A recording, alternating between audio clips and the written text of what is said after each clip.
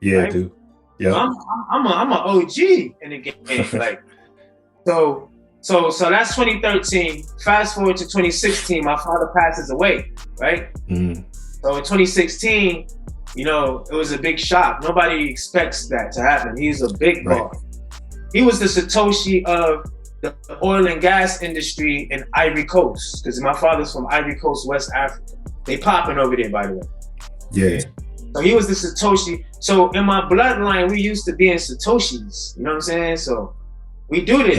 Right. And for the audience, like, look, everybody in my audience should know when we're talking about Satoshi, we talking about the first to do a thing, right?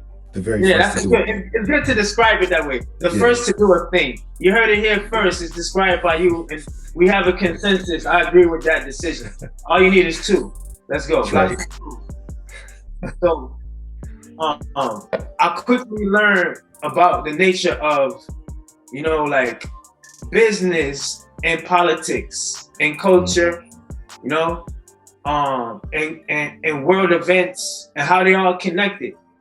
And it all comes back to one important thing, which is data. For me, it's data. Mm.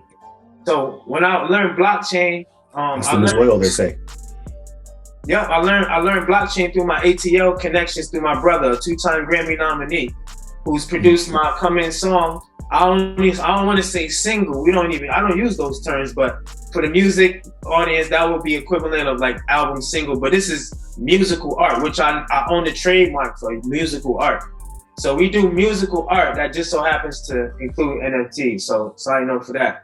But that's how I learned my ATL connections that led me to learn from what we would call now a shit coin, if I can say shit coin, right? Yeah, absolutely. Yeah, and it led me to Bitcoin. We talk shit over here.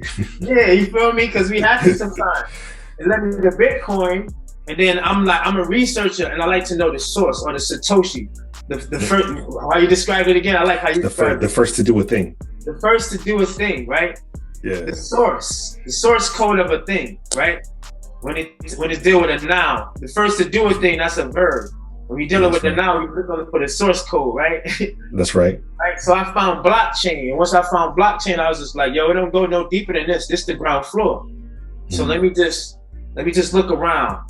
So shout out to, I call him the godfather of blockchain for me. It's just Andreas Antonopoulos. You know what I'm saying? Mm. He taught how to understand.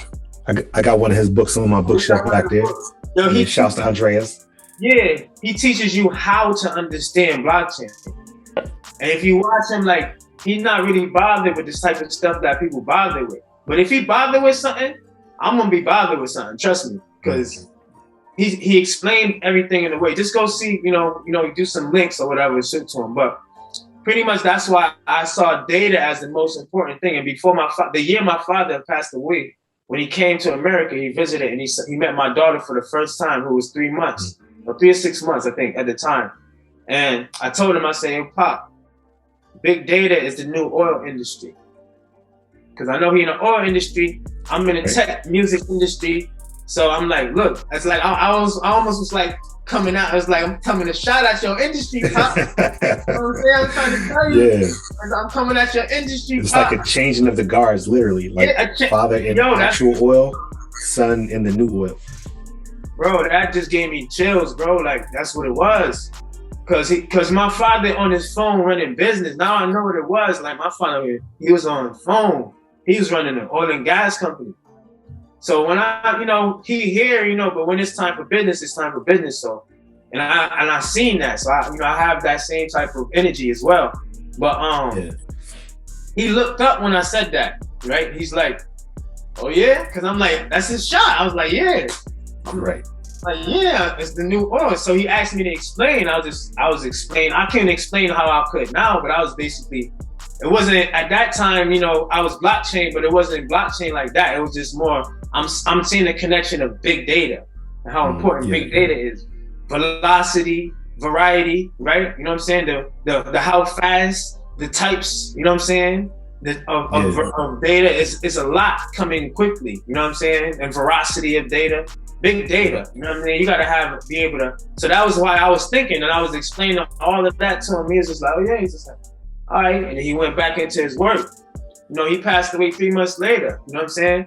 And 3 years later, 2019, what did big data become? It surpassed oil to become the most valuable asset on Earth. Yeah, absolutely. Yeah. And now everybody is on blockchain rules. So what Michael Saylor? So hold on, let me just continue the timeline, right? So 2016, my father passes away. I go through basically my own Game of Thrones to secure my father's legacy. So what I use musical art to do is to tell the story of what I actually had to do in the last 5 years and still doing. I'm still doing this thing. So that's why when you see my brand, a lot of people, everybody Satoshi'd up. Everybody is anonymous. Everybody masked up except me, because I got real people that I gotta protect, that they helping me. You know what I'm saying? So it's deep. Yeah.